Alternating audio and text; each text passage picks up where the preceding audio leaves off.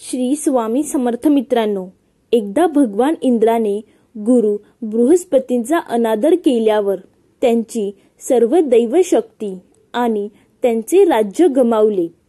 त्यांचे सिंहासन राक्षसांनी जिंकले होते. काही वेळातच तो ब्रह्मदेवाकडे मदत मागण्यासाठी गेला. भगवान ब्रह्मदेवाने इंद्राला बृहस्पती प्रसन्न होईपर्यंत एक लहान मुलाला ब्रह्मज्ञानी याला आपला गुरु मानून क्षमा याचना करण्याचा सल्ला दिला. इंद्राने ब्रह्मज्ञानी निवडले आणि ब्रह्मदेवाच्या सल्ल्यानुसार रात्रंदिवस त्याची सेवा करू लागला. तथापि मुलाची आई एक असुर होती आणि म्हणून तो देखील असुरांना जवळून ओळखत होता. जेव्हा इंद्राला समजले की तो तरुण आपला नैवेद्य राक्षसांना देत आहे, तेव्हा रागाच्या भरात त्याने त्याचा वध केला. इंद्रावर आता ब्राह्मणाच्या हत्येचा आणखी मोठा गुन्हा केल्याचा आरोप होता. त्याने स्वतःवर आणलेल्या शापाने एका भयंकर राक्षसाचे रूप धारण केले आणि तो जिथे गेला तिथे त्याचा पाठलाग केला. यातून सुटण्यासाठी इंद्राने एका फुलाचा आश्रय घेतला आणि लाखो वर्ष भगवान विष्णूची पूजा केली. त्यांची प्रार्थना केल्यानंतर भगवान विष्णूने सांगितले की तो वाचला जाईल, परंतु त्याला त्याच्या अपराध देवाच्या सर्वात धार्मिक सृष्टी, झाडे, माती, पाणी आणि स्त्रिया यांच्यात विभागावे लागतील. तथापि त्यांना आशीर्वाद देताना तो त्यांना एकाच वेळी शाप देणार होता. त्यानंतर इंद्राने आपल्या पापाचे ओझे या चौघांमध्ये वाटून घेतले. शापाचा एक भाग झाडांना देण्यात आला आणि त्यांना त्यांच्या स्वतःच्या इच्छेनुसार पुन्हा वाढण्याची शक्ती देण्यात आली. शापाचा आणखी एक भाग पाण्याला देण्यात आला आणि जगातील इतर प्राण्यांना शुद्ध करण्याची शक्ती दिली गेली. शापाचा पुढचा भाग मातीला दिला गेला आणि त्याला बरे करण्याची शक्ती दिली गेली. शापाचा शेवटचा भाग स्त्रीला देण्यात आला, जो त्यांना त्यांच्या मानसिक पाळीच्या रूपात मिळाला आणि त्या बदलात त्यांना त्यांच्या आत एक नवीन जीवन देण्याचे सामर्थ्य मिळाले आणि अशा प्रकारे ते पुरुषांमध्ये श्रेष्ठ बनले.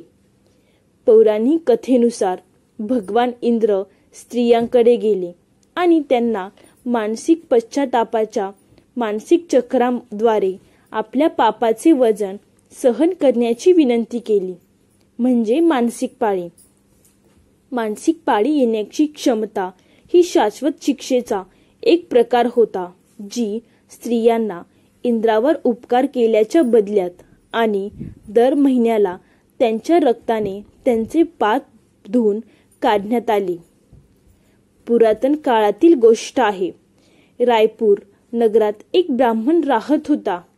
त्याचे नाव धनेश होते. त्याला सर्व वेदशास्त्रांचे आणि धर्मशास्त्रांचे ज्ञान होते. त्याने सर्व क्षेत्रांमध्ये प्रावीण्य मिळवले होते. तो रोज सकाळ संध्याकाळ पूजा पाठ करत असे. तो अतिशय दानशूर होता. त्याच्या पत्नीचे नाव शीला होते. ती नावाप्रमाणेच होती. एके दिवशी धनेशने आपल्या घरी सत्यनारायणाची पूजा आयोजित केली आणि सर्व ब्राह्मणांना आमंत्रण दिले.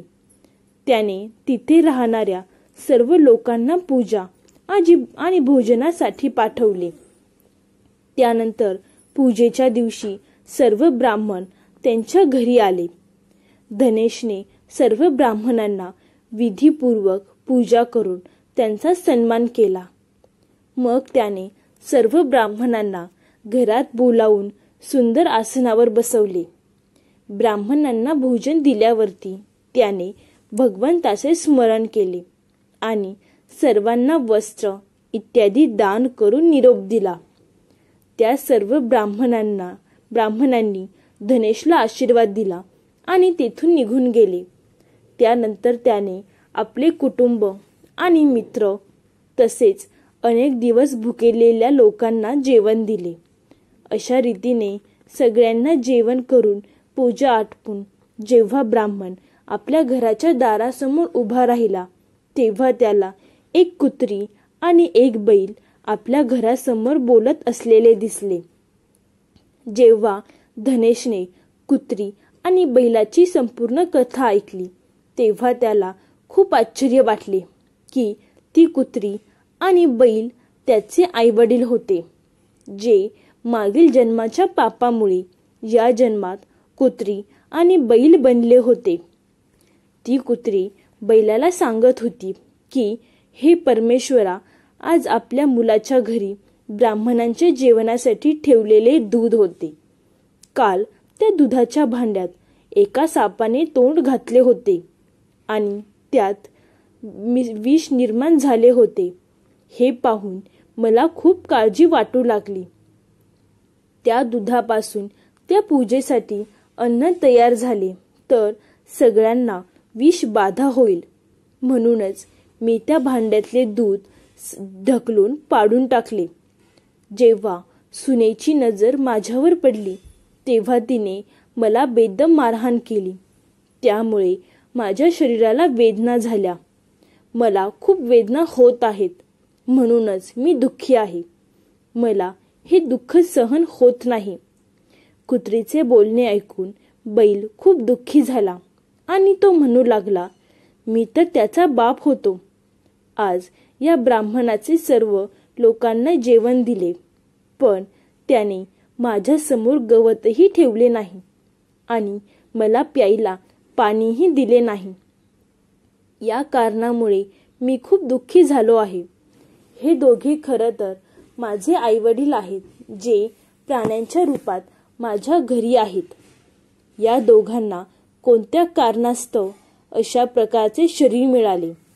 आता त्यांच्या उद्धारासाठी मी काय करू, असा विचार करून ब्राह्मणाला रात्रभर झोप लागली नाही. तो रात्रभर विचार करू लागला. त्याने स्वतःच्या आई वडिलांचा विचार केला. मग त्याला आठवले की मोक्षाचा उपाय फक्त ऋषी सांगू शकतात. म्हणून सकाळ होताच धनेश स्नान वगैरे करून ऋषींच्या आश्रमात पोहोचला. आश्रमात येताच ऋषींनी धनेशचे स्वागत केले. ऋषी म्हणाले, हे श्रेष्ठ ब्राह्मण, तू आज माझ्या आश्रमात का आला आहेस? तू उदास दिसत आहेस. तुझ्या दुःखाचे कारण काय आहे? तेव्हा धनेश म्हणाला, हे ऋषीवर, आज मी तुमच्याकडे शंका घेऊन आलो आहे.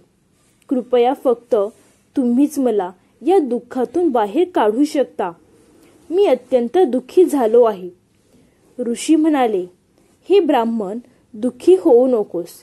तुझ्या मनात कोणतीही शंका असली तरी न डगमगता विचार. मी तुझ्या शंकेचे निरसन नक्की करेल.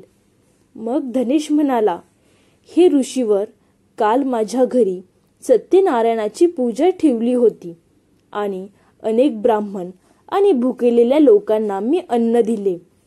विधिवत पद्धतीने देवाची पूजा केली. तेवढ्यात एक कुत्री आणि एक बैल माझ्या दारात आले. दोघेही माझ्या घरासमोर उभे राहून बोलत होते. माझे आई वडील असे कुत्रे आणि बैल सारखे बोलताना पाहून मला खूप वाईट वाटले. मला रात्रभर त्या विचाराने झोप येत नव्हती. मला प्रत्येक क्षणी काळजी वाटत होती की मी कधीही कोणतेही पाप केले नाही.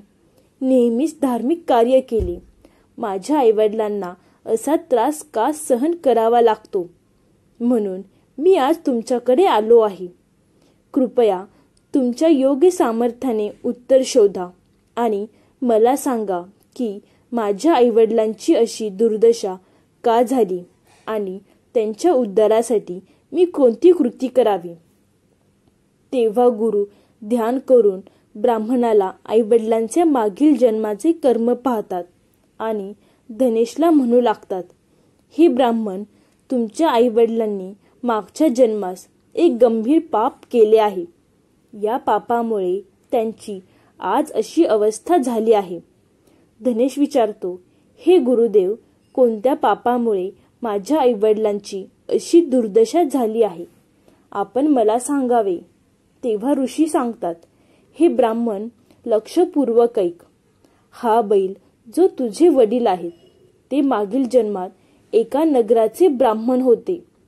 एके दिवशी त्यांनी एकादशीचा उपवास करून भोजन केले. एकादशीच्या व्रताच्या दिवशी दानधर्मही केला नाही. आपल्या दारात आलेल्या गायींना कधीही चारा दिला नाही. त्यांनी आपल्या पितरांचे श्राद्धही नीट केले नाही. त्यांच्या मागील जन्मा तुझ्या वडिलांनी तुझ्या आईशी मानसिक पाळीत समागम केला होता आणि या पापामुळे त्यांना या जन्मी बैलाचे रूप मिळाले आहे. आता तुझ्या आईबद्दल तुझ्या आईने मानसिक पाळी असतानाही जेवण बनवले. मानसिक पाळी असतानाही तिने ते देवाला अर्पण केले. या कारणास्तव ते एक महान पाप मानले जाते. ब्राह्मण, या पापामुळे तुझे वडील बैल म्हणून जन्माला आले आणि आई कुत्री म्हणून जन्माला आली. तर मित्रांनो, तुम्हाला ही कथा आवडली असेल तर व्हिडिओला एक लाईक नक्की करा. व्हिडिओला लाईक करून चॅनेलला सबस्क्राईब करायला विसरू नका आणि बेल आयकॉन प्रेस करायला देखील विसरू नका, जेणेकरून आमच्या नवनवीन व्हिडिओ तुमच्यापर्यंत नक्की पोहोचतील. धन्यवाद मित्रांनो. बोला श्री स्वामी समर्थ.